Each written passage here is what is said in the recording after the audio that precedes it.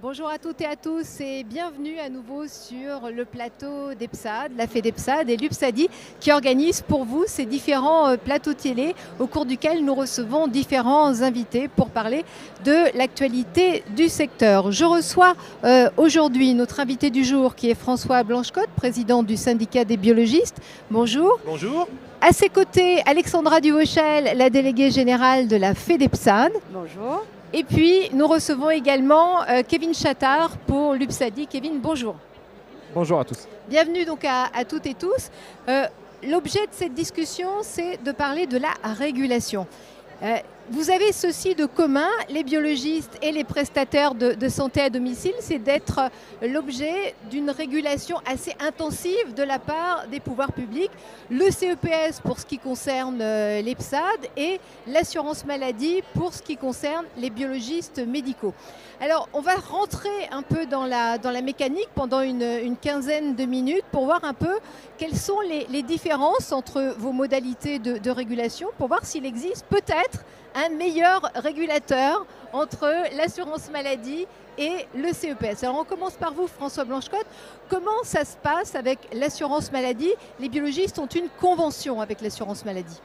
Oui, nous avons une convention professionnelle évidemment avec l'assurance maladie, mais nous avons initié il y a déjà 4 mouvements, un accord triannuel pendant 3 ans dans lequel nous essayons de mettre sur pied une trajectoire de dépenses des soins avec une certaine efficience bien sûr et une régulation des volumes de prescription.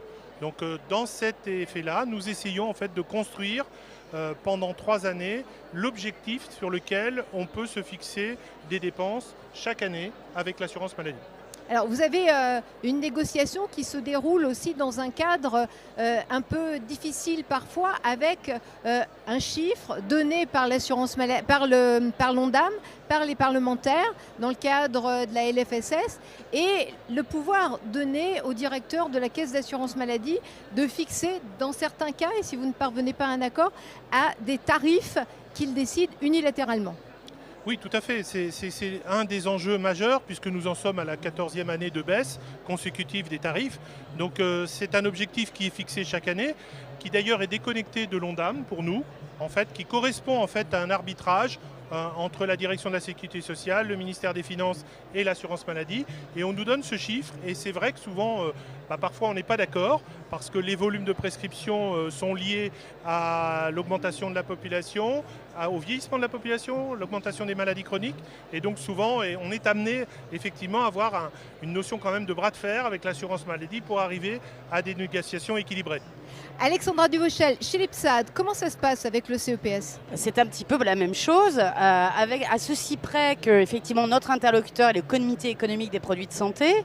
Notre régulation est basée comme pour vous sur une négociation préalable, enfin sur l'adoption préalable du PLFSS, avec l'enveloppe relative aux dispositifs médicaux de ville sur laquelle est identifié immédiatement un montant d'économie à générer, qui sont ensuite, j'allais dire, négociés ou imposés. Comme vous, le CEPS va nous dire, nous avons un objectif d'économie de tant de millions, et donc finit par des décisions unilatérales. Et on est, comme vous, malheureusement, aujourd'hui, sur une notion de prix-volume. Alors, Kevin Chattard, je me tourne vers vous. Y a-t-il des marges de discussion, des espaces de discussion avec le CEPS? Elles sont très réduites. Elles sont très réduites et c'est une question que je voudrais poser, c'est que vous avez une relation assez directe avec la CNAM dans vos relations, que nous, on n'a pas, parce qu'on a le CEPS qui est un peu un intermédiaire. Est-ce que nous, de l'extérieur, on a le sentiment que ça force à trouver un consensus qui est une sorte de co-construction? Vous avez parlé de votre trajectoire triennale, décorrélée de l'ONDAM, ce qui est plutôt peut-être une bonne chose. Voilà. Est-ce que c'est vrai? Est-ce qu'il y a vraiment cet esprit de co-construction et de trouver un consensus avec la CNAM que nous, on n'a pas forcément, pour le coup? Alors, est-ce que c'est plus facile? Est-ce qu'on parvient à des accords plus facilement avec la CNAM? Non, c'est pas si facile en fait, parce que la CNAM cherche évidemment sur certains secteurs, le vôtre peut-être comme le nôtre, à faire des réductions de dépenses. Et donc l'objectif qui est inscrit dans Chargé Produit chaque année fixe un objectif qui est peut-être théorique, mais qui a quand même plusieurs centaines de millions d'euros. Et donc à chaque fois, on se retrouve confronté à pouvoir adapter en fait cet objectif que fixe la CNAM avec la réalité du terrain et la réalité de nos dépenses. Et le problème, il est exactement comme vous, c'est-à-dire qu'à un moment donné, il faut trouver un arbitrage. Alors cet arbitrage se passe sur plusieurs mois de négociation pour arriver à une signature. Et dans cette signature, normalement, il comporte au minimum ce qu'on pourrait voir évoluer pendant les 3 années, mais dont on n'est absolument pas sûr, puisque pour la première fois de notre vie, un petit peu biologique, les soins cette année ont augmenté de plus de 5%, en volume, ce qui n'était jamais arrivé pour l'instant. Alors, les PSAD, comme les biologistes, ce sont, on ne le rappelle jamais assez, des entreprises.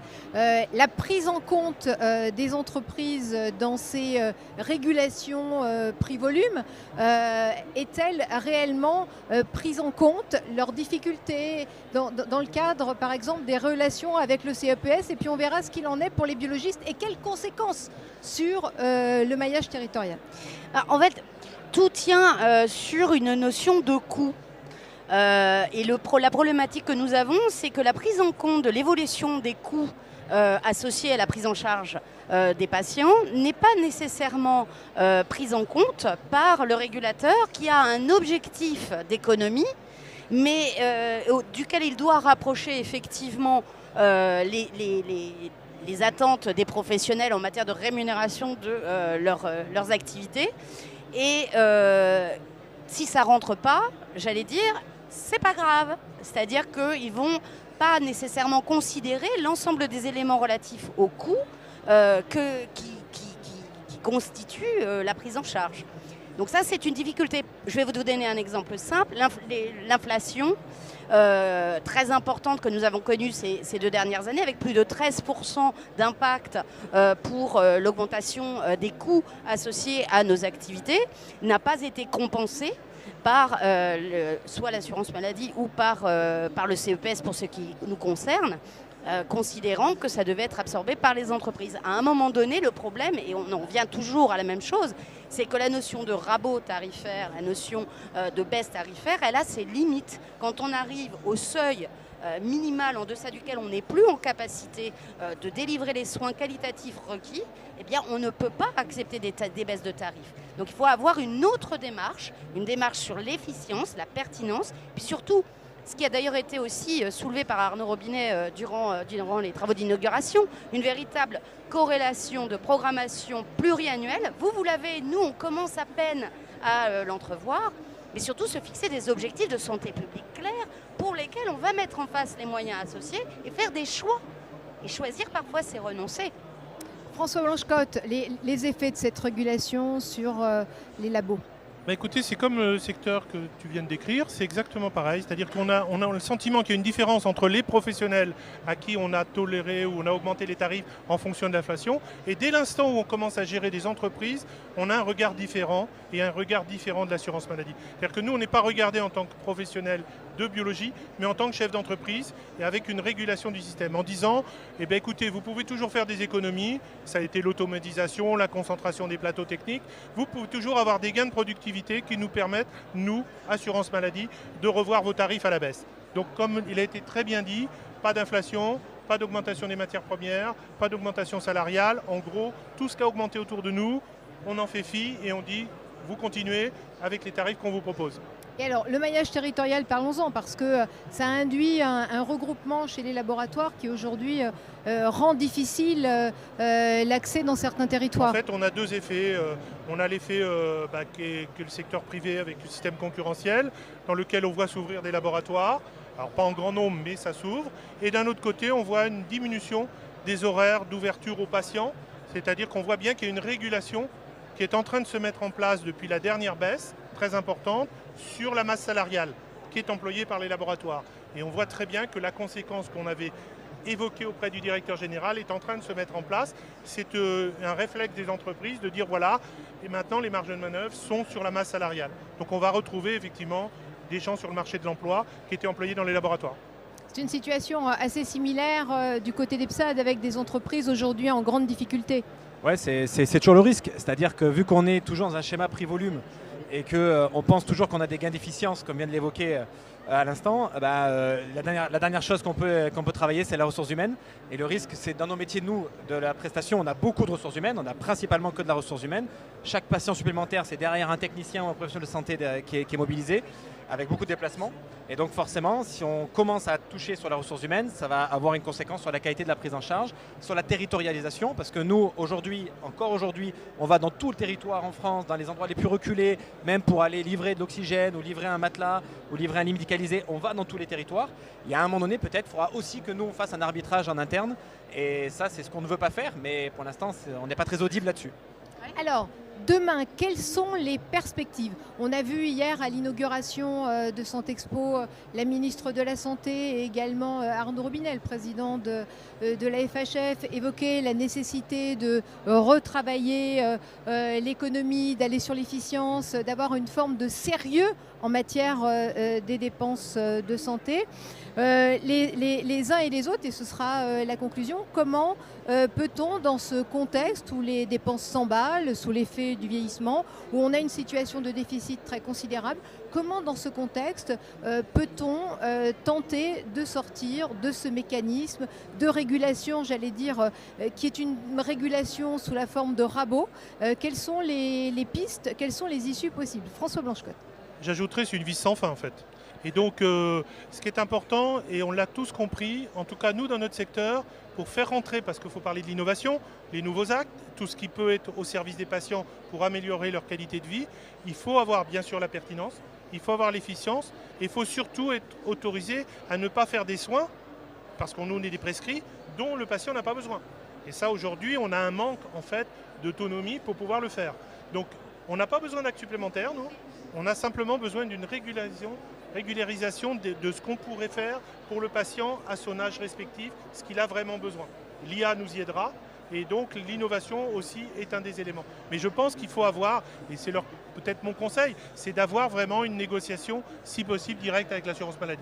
Merci François Blanchecotte. Kevin Chattard, alors l'avenir, comment vous l'entrevoyez pour sortir de cette spirale prix-volume un peu dévastatrice pour vous? Oui, en effet, on est sur cette spirale qui est dévastatrice. Moi, ce que j'aurais envie de poser comme question à François, c'est justement quelles sont les solutions que vous avez pu trouver dans ces négociations avec nos tutelles pour essayer de sortir de ce contexte mortifère. Effet prix-volume, on vient de le dire, on le subit finalement de la même façon. Est-ce que vous avez réussi à trouver une forme d'innovation dans les relations qui vous permettent peut-être d'envisager l'avenir plus sereinement sur certains sujets? Alors, effectivement, de réduire le volume, le périmètre des examens qui étaient concernés par cette régulation prix-volume et d'essayer d'avoir des enveloppes supplémentaires pour la prévention, pour les actes innovants, pour la santé publique, faire comprendre qu'à un moment donné, il faut un peu investir pour pouvoir obtenir une meilleure réduction économique et des dépenses quand un patient vieillit, et donc avoir des enveloppes collatérales dans lesquelles l'assurance maladie remet un peu de financement pour pouvoir continuer à faire des soins. Est-ce que ça s'apparente à des nouvelles missions ou c'était des choses que vous faisiez déjà avant? Non, c'est vraiment dans le cadre de nouvelles missions qui a été prônée par les syndicats, les académies et les sociétés savantes, où on s'est tous mis d'accord pour trouver une vingtaine de missions que pouvait faire le biologiste dans les années à venir. Voilà, le temps passe, nous avions un créneau d'une quinzaine de minutes comme pour chacune des émissions. Il est donc temps de conclure à présent et je vais vous demander à chacune et chacun de formuler une conclusion sur les perspectives d'avenir. On va commencer par vous, Alexandra Duvauchel. Oui, je pense que vous l'avez souligné. Je pense que les leviers aujourd'hui permettant de retrouver une pérennisation de notre système de santé, ils sont constitués par la pertinence, par l'efficience, par la performance, sans dégrader la qualité des soins. Donc ça veut dire peut-être investir, comme vous le disiez, pour économiser davantage demain, avoir une vision de long terme, parce que ça c'est absolument essentiel, et se fixer des objectifs clairs. Kevin Chattard pour l'UPSADI. Oui, rapidement, merci François Blanchecotte pour ces idées. On va se mettre au travail, on va essayer d'innover, de proposer des solutions comme vous l'avez présenté pour essayer de mieux réguler nos métiers. Merci. Merci Kevin Chattard. François Blanchecotte, président du syndicat des biologistes, vous étiez l'invité phare de cette séquence. Quel est votre mot de conclusion et puis vos perspectives pour l'avenir? Il faut vraiment co-construire avec l'assurance maladie, c'est notre financeur. Il faut essayer de voir une perspective médico-économique de gain pour le patient. Aujourd'hui en France, il faut qu'on vive plus longtemps, en meilleure santé, Donc il faut revenir sur des notions de prévention et de prise en charge de qualité et d'efficience auprès des patients. Merci à vous trois, c'était la télé d'EPSAD, toujours à Santexpo. Donc on se retrouve pour un prochain opus de la télé d'EPSAD. Merci de nous avoir suivis, à très vite.